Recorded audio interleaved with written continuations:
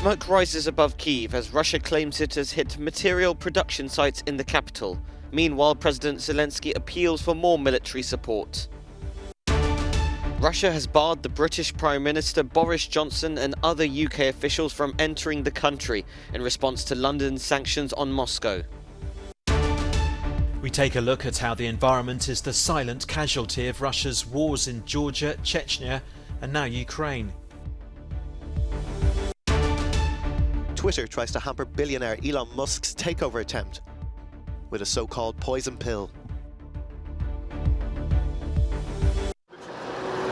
Smoke rises above Kyiv, darkening the skies just one day after Russia vowed to step up missile strikes on Ukraine's capital in response to what it calls terrorist-type attacks carried out on its territory by Kyiv.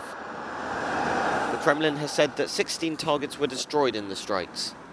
High-precision, long-range air-launched weapons destroyed production buildings of an armaments plant in Kyiv and a workshop for repairing military equipment in Mykolaiv. It may have been in direct response to the sinking of the flagship of the Russian Black Sea Fleet, the Moskva. Neptune missiles were made at one of the targeted sites, which Ukraine says it used to sink the cruiser. Moscow, however, blames the damage on a fire and stormy seas. In his nightly address, President Zelensky once again appealed for more weapons to be sent to Ukraine. The sooner we get all the weapons we have requested, the stronger our position will be, and the sooner there will be peace. In the meantime, the citizens of Brovary bury their dead. Today it was the turn of a 13-year-old boy, killed while the territory around Kyiv was held by Russia. How are you? Nice to see you. Very Just a week ago, British Prime Minister Boris Johnson was with the Ukrainian leader Volodymyr Zelensky to show his support for Kyiv.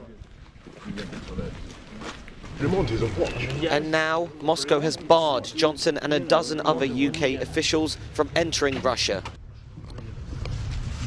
The Kremlin said the move was due to British sanctions on Russia, as well as helping to marshal its international isolation. This week we will announce that we've frozen over $350 billion of Putin's war chest. But these may have had an effect too. This one was shot from this beautiful thing. Britain has been at the forefront of offering military support to Kyiv, such as these next-generation light anti-tank weapons. They are crucial in allowing Ukraine's forces to fight back against superior Russian firepower. For humans, war is an obvious tragedy. But when the fighting stops, another more silent victim is discovered: the natural environment itself.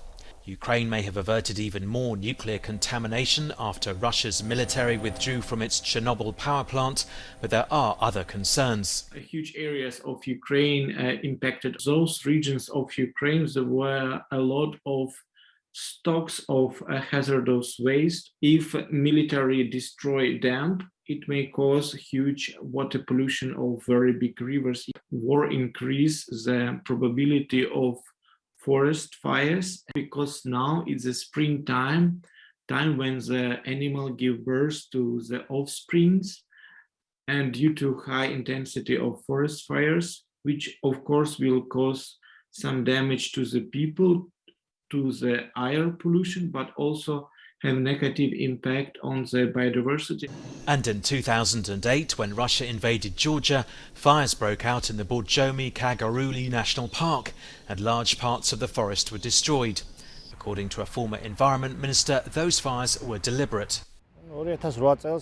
After all these years, I'm now even more certain that in 2008, the harm to the environment was done on purpose.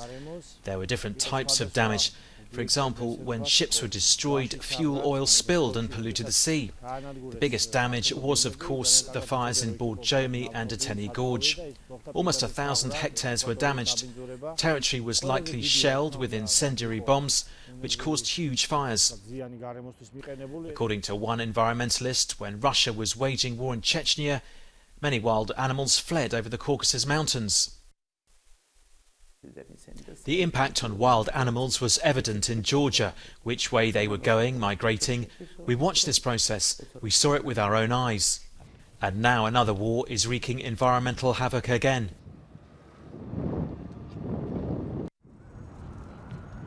Social media giant Twitter is trying to prevent billionaire Elon Musk's takeover attempt with a poison pill, designed to create an option for corporate boards to flood the market with so much newly created stock that a takeover becomes prohibitively expensive.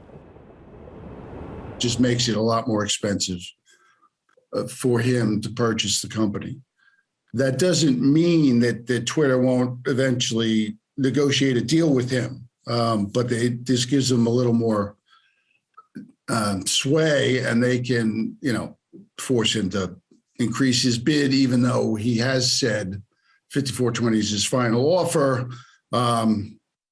He's a person who's been known to change his mind, so he could come in with a higher offer. Best known as CEO of electric car maker Tesla, Musk currently holds a roughly 9% stake in Twitter. He has publicly said that his €39.7 billion bid is his best and final offer. This is almost a Twilight Zone moment for many on the street to watch something that's historic. I mean, Musk single-handedly trying to buy Twitter was not in anyone's playbook going in 2022. But because of the freedom of speech issue, and it's become a divisive area that Musk has now inserted himself in, he's trying, as the richest person in the world, to basically own Twitter. How did you not violate the agreement? I can't even see. Musk is already facing legal action for his Twitter purchases for failing to disclose his buy-up of shares before the required deadline to do so. An Easter vigil has been held in the Church of the Holy Sepulchre in Jerusalem, which Christians believe is the burial and resurrection place of Jesus Christ. Catholic worshippers and pilgrims from all over the world attended after 2 years of COVID restrictions. The Easter Vigil is held one day before Easter Sunday, which celebrates the resurrection of Jesus Christ. 2 years after it was originally scheduled, the Netherlands is hosting the Paspop Music Festival. It's the first major gathering to be held in the country without COVID-19 measures since the start of the pandemic. The Netherlands relaxed restrictions nearly a month ago. The only measure that remains in force is that people who have symptoms should stay at home and get tested. 3 generations from the Kim family have ruled over North Korea.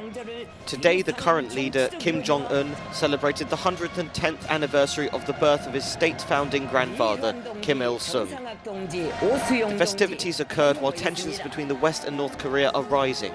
The isolated country began 2022 with a slew of weapons tests, including its first test flight of an ICBM since 2017. Thousands of citizens lined the streets of the capital, Pyongyang, but the lavish ceremony was largely civilian in nature. Unlike other national days of celebration, no military hardware was on display. Still, experts expect North Korea to continue ramping up weapons tests, with the war in Ukraine providing a useful distraction. After Barcelona, the historical exhibition on Gaudi arrives at the Musée d'Orsay in Paris, which turns the spotlight on the Catalan architect Antoni Gaudi, known the world over for his Sagrada Familia Cathedral, a symbol of Barcelona. Associated with Catalan modernism, European Art Nouveau, the Rationalist movement and fin de siècle eclecticism, Antoni Gaudi's work is much more than the sum of its parts, and is unlike any other. Opening just in time for cherry blossom season, this new exhibition is a celebration of the wonders of Japanese art and design. For the first time, highlights from this outstanding collection are brought together to tell the story of 300 years of diplomatic, artistic and cultural exchange between the British and Japanese royal and imperial families. The exhibition includes rare pieces of porcelain and lacquer, samurai armor and embroidered screens.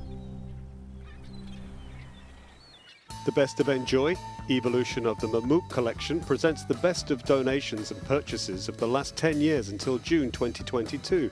This exceptional exhibition takes over most of the museum. The pieces are arranged in chronological order, ranging from the classical modernism to contemporary art. 20 years after Mammouk opened in Vienna's Museum Cartier, this exhibition is both a survey of the past and a glimpse ahead to the future.